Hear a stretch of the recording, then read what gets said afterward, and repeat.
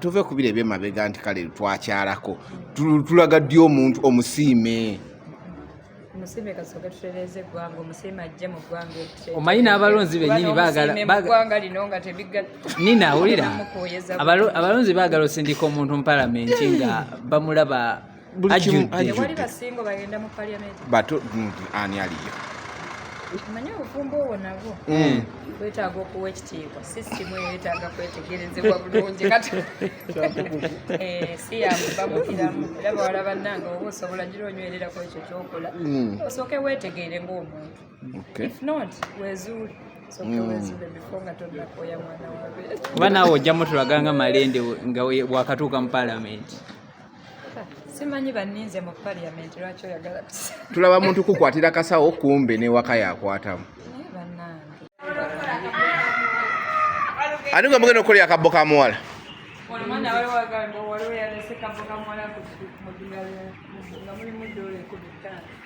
zokka naye kati gwe akabbo ka muwala baali bamukolera owolagawa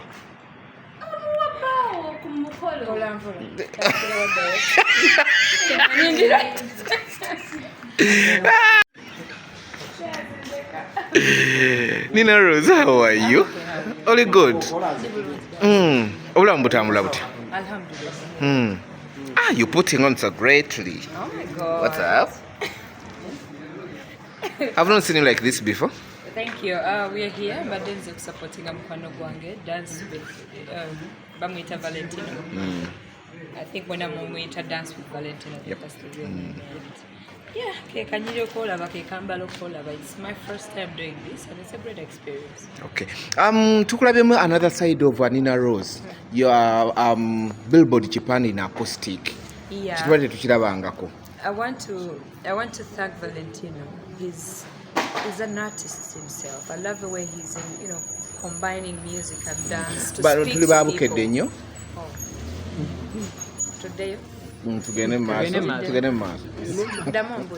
Okay. Olimba tetukulaba nkonga okuba version za acoustic mu nyimba zo. Naye lwali tukulabye ku press conference mu limba lwa Billboard Kipande nga olese mu acoustic version. It was an idea for Valentino, but nange ng'omuntu badde njagala kubaako ekyenjawulo kyemu abawagizi bange. Mostly abawagizi abagala dance, I really want to thank Valentino for putting on the work to, mix music and dance to speak to people, and it's such a beautiful thing. Okay. Yabadde idea yani? Valentino. Buli kimu yakigize. Then n'okwata omwana abadde yatubulako ng'asigadde ku backinga bayimbi kaweesa ne mufusing. Oh my God, he sounded so good. I want to also thank him for being part of this. I mean, Kawesi here with live band or many workers. So me also working with them, it's a whole great experience for me, and I'm so grateful. Okay. And Oshogoji ogenda kubangani. Are we seeing you kulunaku lwennyini nga you performing? Of course, Valentino is organizing something special for you, for my fans too, and I think I'm ready to try out new things as well. Okay. Bola ebintu nga bikoleddwa. Totuwanga yadde akabibi yadde ka meet and greet ate ng'obaddewo Nina mutuufu kitadde ebbanja ku mutima dayasi nkiriko nnyo era guno omwaka ngenda kuorganizinga yakantu akali special for my fans tuwayeemu twewuliziganye ebbanga byonna bemuludde nga temundaba ng'akola kakantu to really be worth it. Bino byonna obikola nga watusuubiza nti ojja okwesimbawo. Naye bannange abantu be bannonda dayasi walondebwa dda mu bantu mwendi just tulinze kutuula ku ntebe na kuyingira parliament kubako bitukyusa ebyalema abaaliko naye nga obuvumu muno obujjawa Nina Rose obuvumu obujjawa mu bantu bennyini nze Nina Rose gw'owulira abantu be banfudde kyendi era gwolabako kati so era bwe bampa obwesigwa n'amaanyi ago kugenda bakiikira n'okwogera ensonga ezibanyigiriza ojja wali ewaffe gye batuzaala wennyini nze nzija kwogera ku ebyo bye batwogerako ebyo bye batidde ebbanga ebinyigiriza abantu relating with a day-to-day man because nange ndi muntu besides being an artist ebinyigiriza omulala nange binyigiriza ng'omuntu pozi ojjawa wonna tujja kuba mu kusooka tugamba nti Sembabule w'oli wakyusaamu abantu Sembabule gye banzaala era bwe baba bampadde amaanyi nkulayira nga ntya Katonda ali waggulu sinza Uganda. Abayimbi mwettanidde nnyo ebintu ebyo by'okujja mu okwagala power. Mufunye power in the arts industry. We have always been powerful, just that we are living in a country where it shows that we have no power. They took the power from us. But artists, we have the power. That power comes from God. Omuntu bw'oba osooka okuyimba abantu ne banyumirwa era osobola okwogera ku ezo ensonga ezinyigiriza abantu ne wabaawo enkyukakyuka oba omuntu naga okay sirinze kamusoro. Okay. Mpoza akasembayo we muvayo ne mwogera eri abantu kati ate oludda luli nga lubakwata nga lubanyakula lubatwala. The last incidence ebadde ku Liripazo after ogenda okuyimba ku kivulu ekimu yavuddeyo ne yeekolera live ng'ayomba ng'agamba nti eno tebaamuwagira ne we yakola ekivulu tebaamutimba eno ku saidi y'abantu ba ku people power naawe gy'ogwa. Liripazo n'agamba abisuddewo katandike kolera bali. Sigenda kwogerera abantu balala bakutambulira ku kintu kyonna kyennyinza okwogera ku ekyo nti right now buli muyimbi anywere era onywerere ku mazima ago ng'olaba agayamba gwe n'oyo akuwagira leka waleke weerawo wasiwasi ono akugamba ekino nakiri amazima gali mu ggwanga naawe ogalabako lwatudayisi ffenna tugalabako ebinyigiriza bannayuganda ffenna tubirabako so tuleke kubeera sided. I don't want to trust that ndi mu supporting abayimbi abalala kye bayitamu oba sirishu oba ndi mu defending one party or the other. Kyenjagala urging and this is the time for us to do the right thing. Eno Uganda yaffe obuyinza buli mu ffe gitereeza obujjoonoona. Katono nnyo nga tuzeeyo mu music. Tulabye wali ogambye Valentino mukwano gw'ennyonyi. Tukulabako olunaku lumu ng'ozinamu amazina naye gaazinaabo. Bulungi nnyo. Osheera mu nninde. Ogasobola? Bulungi nnyo. Kakazi kajagujagu era sire tebiyinza Uganda. Ojagayiya. Ebisoboka. Enjiye ebigende ojaga kanika. Amba bulango omuwanvu ennyo ne bagaawo n'omulanga ati ayinza ozinaga amazina. Sebo nza muyimbi atakkirizibwa ku boolingibwa. Abasakazi abawanvu mulaba abameka. Nyinza onoonya nga mu industry ndio abalala batambula be. Oyo batunula mu kawombo. Otunula abakazi bano mu kawombo. Ekyo kinene nnyo. Kinene nnyo. Ati oli muwanvu. I respect everyone and I really feel like every woman is beautiful the way they are. Yeah. Nina mpozi waddayo okusoma. Bulungi nnyo. Ebitabo bimala ddi? Omwaka gujja ndi mu my second semester. Okola masters. Okwano nedda diploma bachelor. Kigalimu omuseka ki. Business in I'm doing BBA and I'm majoring in marketing. Ne maana mu muri. Lyatosesesa. Engeri gy'obuuza bagambye nedda bullage. Kati masters ozitya? Nayo mbayiwewe basookera teyagala ngambe nkola masters nga tebampuliranga ku nti nyina diploma. Bachelors. Okay. So onatera okumaliriza Yes, sir. So kino kino wabikola because oyagala ku pursuing your political career oba? No, kwegattako ng'omuntu. Okusoma tosomera bantu, osomera nabikuyamba mu bulamu.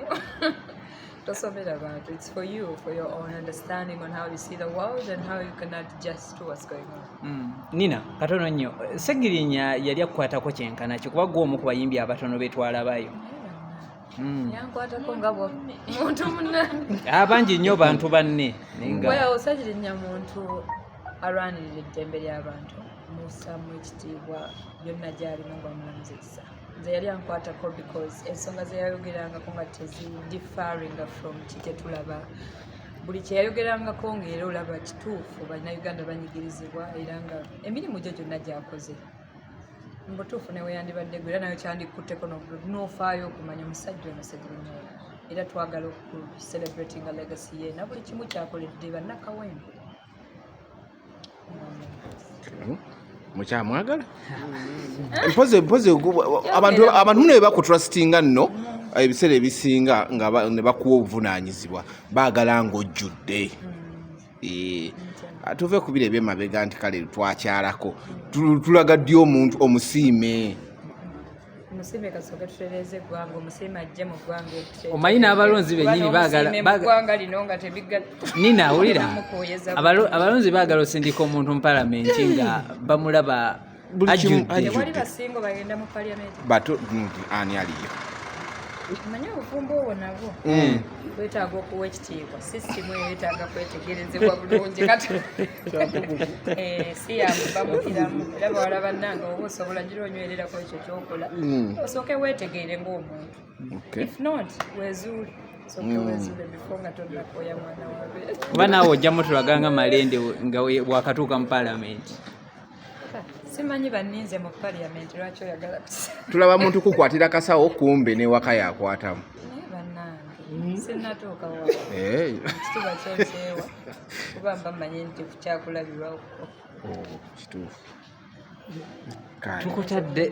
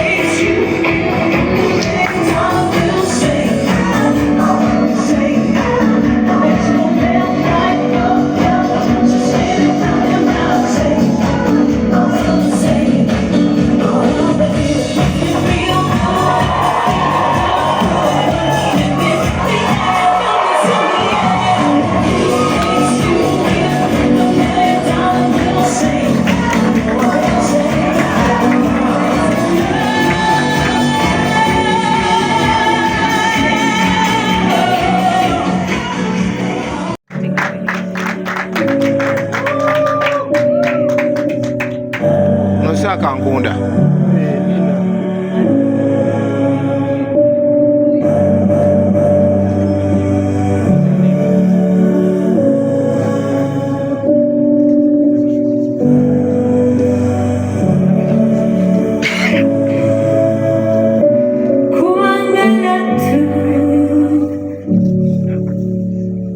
nakustike umutima gukomerera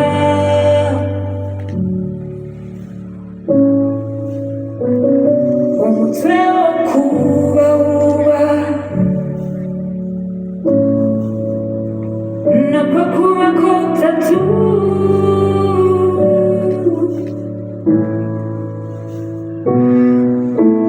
and I love you oh sikanga magineti oh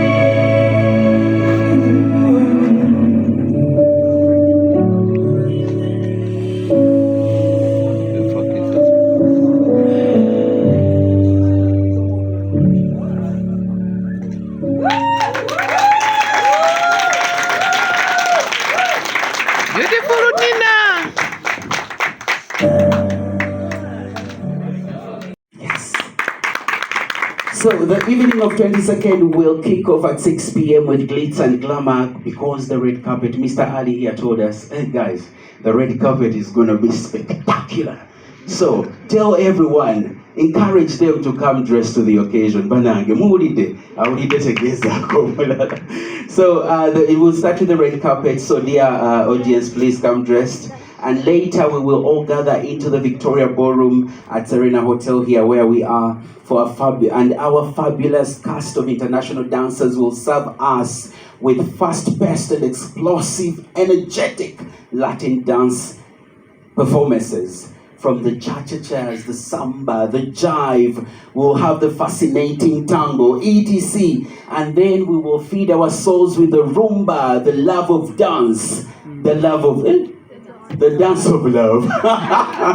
Rumba, the dance of love. And, you know, we will also go into the ballroom, the waltz, the Viennese waltz. And the... Quick step. Yes. Foxtrot. Exactly, yes. So all the people that know these dances, I know this is going to excite you. So with special guidance from Oti and Marius, we assure you of special attention to detail.